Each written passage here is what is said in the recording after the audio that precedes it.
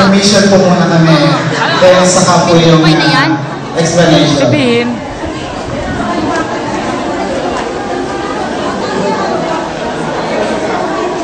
Sabi ko naman mama. Ano?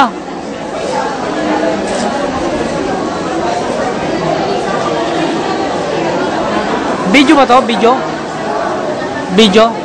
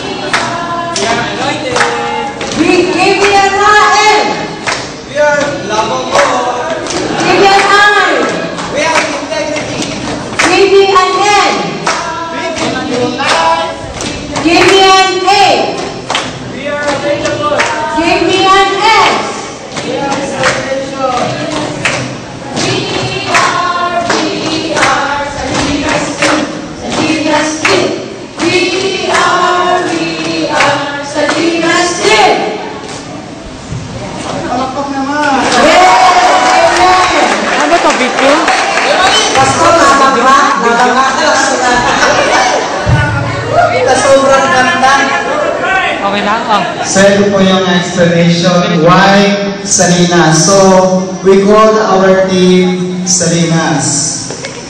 So alam naman po natin, for your information, that the word Salinas came from the Spanish word sal. Yung pong first three letter, so word po na Salinas na sal, it means salt in English, or sa Tagalog po, asin. At ang Salinas po ay mayroon pong 7-letter word na alam naman po natin yung pong 7 letter stands for God's number. So, bakit din po Salinas? Dahil ito po yung Salinas was a former name of Rosario. At kami po sa JIL Rosario ay keep on praying na i-restore back to its original name ang Salinas po. So, bakit po, why? So, alam naman po natin yung sa Book of Matthew chapter 5 verse 13, the Lord Jesus Christ says, we are the salt of this world.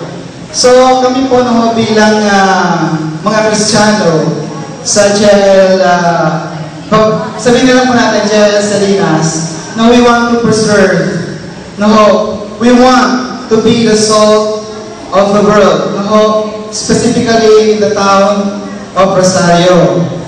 So, bakit po? Ano po ba yung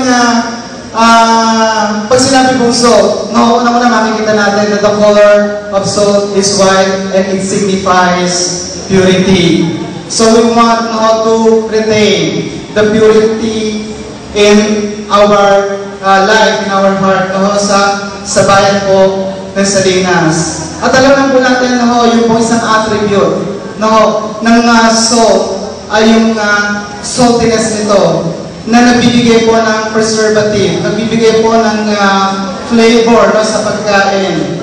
At minsan po sa ating pong skin regimen, sinasabi ko nga purification. Diba yung salt minsan kung gusto nyo daw, kung maitim daw yung sigo nyo, maitim ang tuhod nyo, pwede nyo po yung imasahe yung rock salt para po pumuti ang inyong mga skin. So, pwede po yun. Salt is used to cleanse our skin. Then, yung next step po natin, given na po kanina, yung pong sa word, the Salinas word, yung pong acronym, nakita po natin.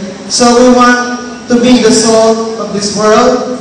At yung pong anointing ng Panginoon ay patuloy pong makita po sa amin.